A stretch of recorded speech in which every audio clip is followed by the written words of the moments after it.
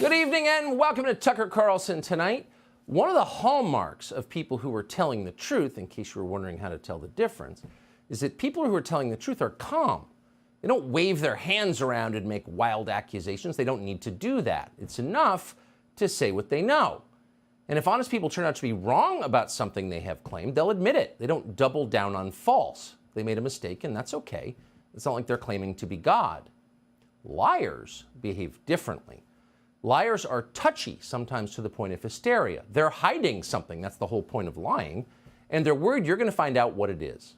Liars are fragile because over time, lying makes you weak and afraid. It has the same effect on countries, by the way. We're living through one of those clarifying moments, which actually we're thankful for, where we're learning exactly who the liars are. On Monday, we showed you unreleased videotape from January 6th. That tape proved that three of the most important claims our leaders have made about that day were untrue. Their claims were lies. We were not shocked to discover that. We knew there was a reason that congressional leaders had been hiding the tape and that reporters in Washington weren't demanding to see it. They were lying to us, obviously. That's why you hide things. But what was actually surprising, what we can't quite get over even now, is how they responded when they were caught lying. They didn't seem embarrassed. They didn't apologize. They weren't even curious to learn more about what actually happened on January 6th. Let's see the tape. No, they didn't want to see it. They exploded in rage. And then, as liars tend to do, they doubled down. They told the same lies they've been caught telling, but with even greater aggression this time. Shut up, it's midnight, they said as the sun rose behind them. Who acts like that? Well, sociopaths do. And in this case, the sociopaths turned out to be both Democrats and Republicans. The commitment to lying in Washington is far deeper and more bipartisan even than we realize when we follow this stuff for a living. Now, you sometimes hear people say that the whole partisan system is an illusion and that underneath the manufactured debates, the leaders on both sides are in fact secretly united in a common love of money and power and the deception required to get them. And honestly, we could never really bring ourselves to believe that. It's just too dark. But now we do believe it because we have seen it. Consider the death of police officer Brian Sicknick. Now, we still don't know exactly how Officer Sicknick died. We're not certain that anyone does know. No one has explained it. But after reviewing the previously withheld video evidence, we can tell you with certainty that Officer Sicknick was not beaten to death by Trump voters at the Capitol. The tape shows very clearly Brian Sicknick walking through the building in apparent health after the media told us for 2 years that he had been murdered. So they were wrong about that. Okay, they got caught. Here's the interesting thing. They won't admit it. Liz Cheney's tweet is still on Twitter tonight. Officer Sicknick was killed defending our Capitol from the violent mob on January 6th. No correction. Anderson Cooper of CNN still has not apologized. Quote, Officer Brian Sicknick died after being hit in the head with a fire extinguisher during the fight, he told us. Those are lies. So why not just admit it and move on? But they won't. In fact, this week, the White House trotted out both the press secretary and Joe Biden's attorney general, the attorney general of the United States, to claim not just that Brian Sicknick was actually murdered by Republicans at the Capitol, but that other officers were murdered too. It's almost beyond belief. Watch this. The rage of bipartisan lawmakers, you heard them all yesterday, you guys reported on it, who have condemned this false depiction of the unprecedented violent attack on our Constitution and the rule of law, which cost police officers their lives. It was a violent attack on a fundamental tenet of American democracy, that power is peacefully transferred from one administration to another. Over 100 officers were assaulted on that day. 5 officers died. 5 officers died on that day. Now, that's just not some guy on Twitter. That's the Attorney General of the United States. That's a man whose honesty is central to his job. If you had a choice between IQ and integrity in an Attorney General, of course you would go with integrity because it's essential. But Joe Biden's Attorney General, Merrick Garland, is a liar. He just lied about something that is provably false. Who are these 5 officers who were, quote, killed that day? Notice he didn't tell you. No one ever tells you. No one ever shows you their autopsies. They don't want any detail. They just want the slogan. Now, they're counting Brian Sicknick. That's a lie. But who are the other 4? Well, those are 4 officers who killed themselves. after January 6th, in some cases long after January 6th. But their suicides, we know for a fact, were the result of the Republican mob at the Capitol. It's just false. And it's not some esoteric fact. That fact is available to anyone who has internet access. No police officers died that day on January 6th. None. Not one. Some were assaulted, that is true, and their assaults are indefensible. So how many were assaulted? Well, Garland said over 100. The Government Accountability Office says the number is 114, and we're just going to roll with that. We don't know if it's true, but we'll take it at face value. And that is bad. We are opposed to assaulting police officers in any context. We said that on January 6, 2021. We'll say it again. We're against that. But is January 6th the worst assault on the U.S. government since the Civil War? That's insane. It's not even close. How about March of 1954, when Puerto Rican separatists shot 5 congressmen in the Capitol building? 5 members of Congress shot in the building. It's all bad, but the worst since the Civil War. You're just a flat-out liar if you're saying that.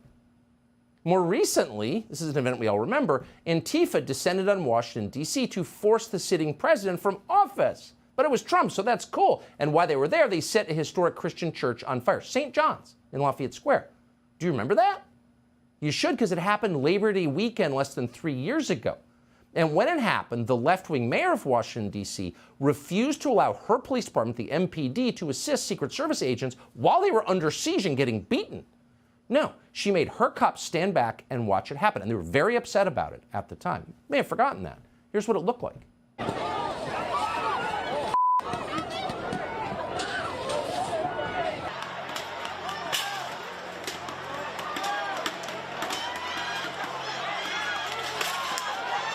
I believe there are several fires raging now down this street, and this is what you hate to see. There are people throwing fireworks and who knows what else.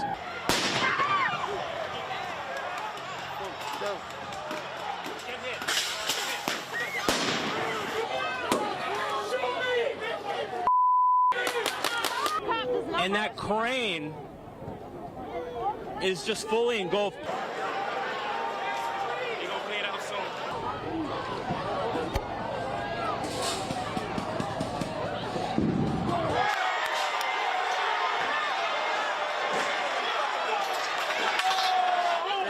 They just set fire to St. John's Church. You're good, man. Come on.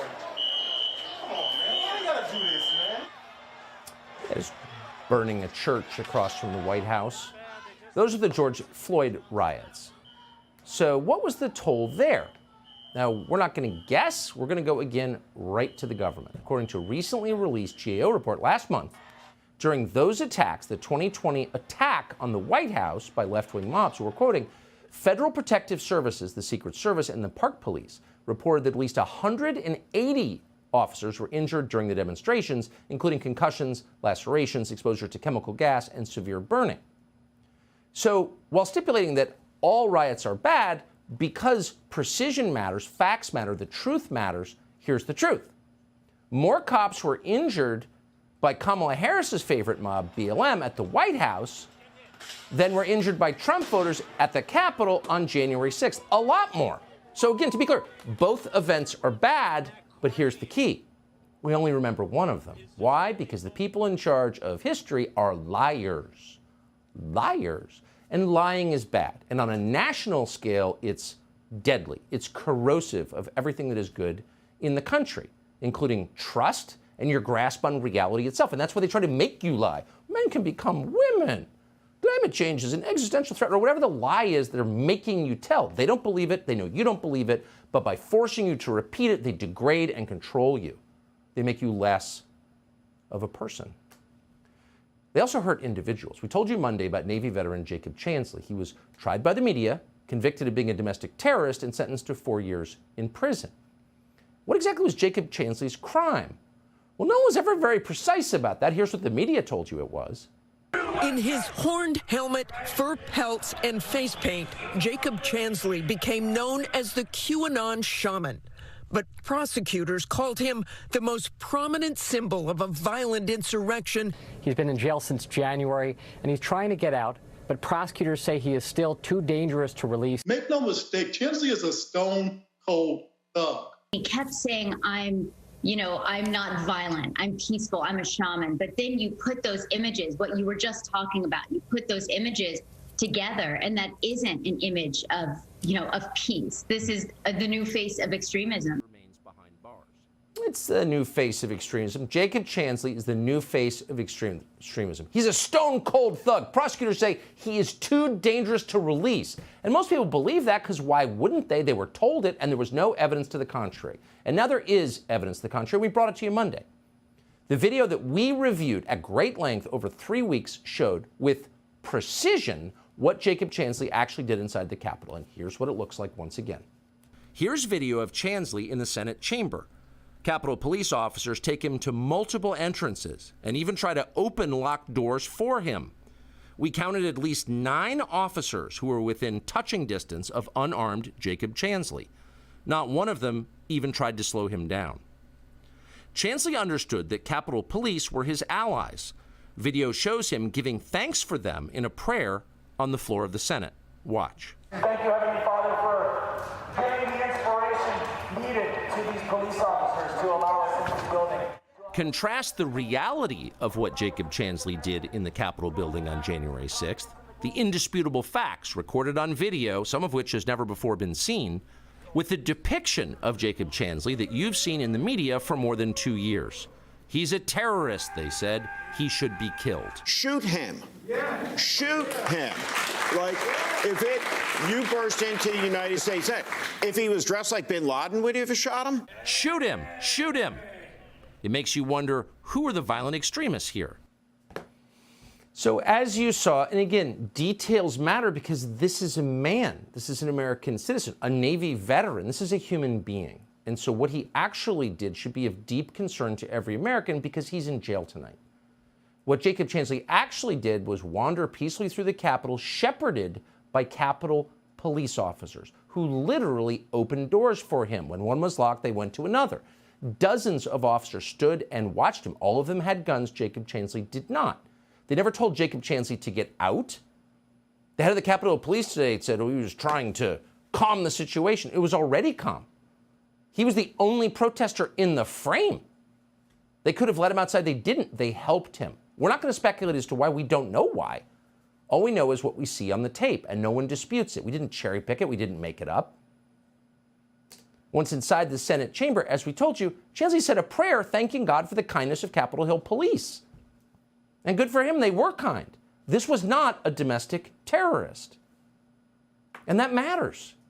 But what matters even more is that the videos that we showed you after 26 months were not shown to Jacob Chansley's attorneys. That's a violation of the Constitution.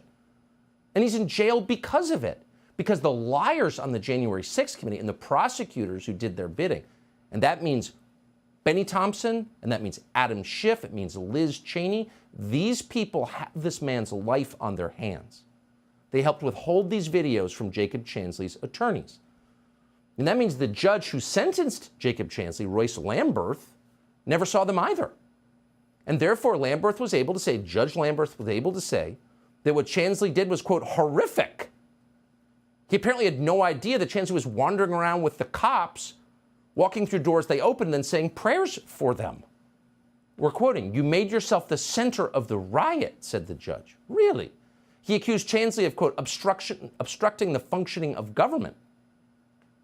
But that's not at all what was happening. He was ambling through the Capitol, flanked at all times by armed cops who were directing his movement.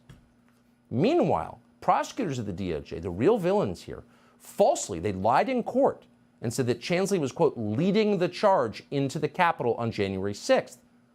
They said he was, quote, the flag bearer for the mob, apparently because he had a flag. He was alone. And of course, the media picked up on this and amplified it as the DOJ intended. Fortune magazine disgraced itself by comparing the man you just saw to ISIS. They said Chansley had, quote, the zeal to possibly kidnap or kill officials. These aren't just lies. These are lies that destroyed a man. So no matter who you voted for in the last election, you could probably agree that sending someone to prison for 4 years on the basis of fabricated evidence is the most serious threat to civil liberties we could possibly face. And yet here's the thing.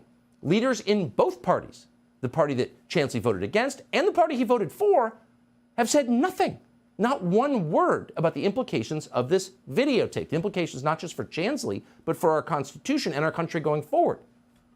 Instead, ooh, how dare you show this? What is clearly exculpatory evidence. And again, it's not just Chuck Schumer, it's Republican senators. Kevin Cramer, Mike Rounds, Chuck Grassley, John Thune, Lindsey Graham, of course, Congressman Dan Crenshaw, needless to say, Kelly Armstrong, all went after us. We're not whining about that. We don't care, actually, but it just tells you everything about the way things actually work. They're not loyal to their voters, they're loyal to each other. And they're willing to lie, really lie, and crush people. Mitch McConnell, Tom Tillis, and BLM superfan Mitt Romney, all weak men, and like all weak men, vicious men, were especially angry. Watch. It was a mistake, in my view, for Fox News to depict this in a way that's completely at variance with what our chief law enforcement official here at the Capitol thinks. I think it's bull. When you see police barricades breached, when you see police officers assaulted, all of that, or you had to be in close proximity to it. If you were just a tourist, you should have probably lined up at the visitor center and came in on an orderly basis. So I just don't think it's helpful. It's really sad to see Tucker Carlson go off the rails that bad. The American people saw what happened on January 6th. They've seen the people that got injured. They saw the damage to the building. You can't hide the truth by selectively picking a few minutes out of tapes and saying this is what went on. It's so absurd. Weak men are vicious men, and these are weak men whose attitudes towards an individual whose life has been destroyed on the basis of false and withheld evidence is vicious.